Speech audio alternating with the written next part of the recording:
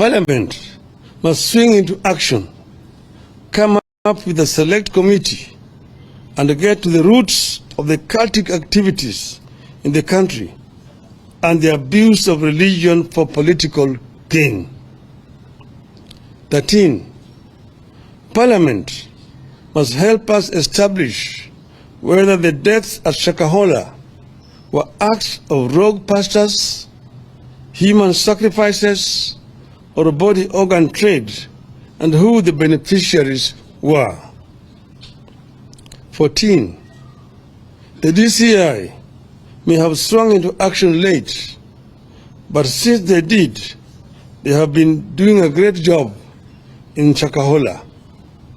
They should be allowed to do their job without interference.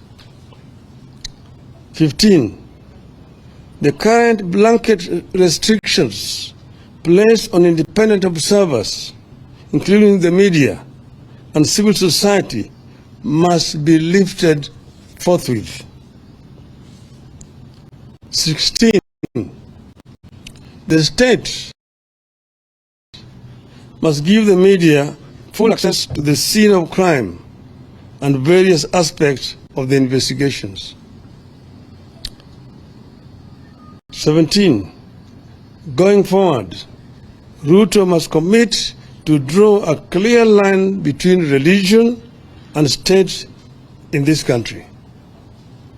He has deliberately merged the two to enable his political survival and as a cover-up for his corruption. 18th, on Shakahola, Ruto is as guilty as those he is seeking to investigate. I repeat, he is as guilty as those he is seeking to investigate.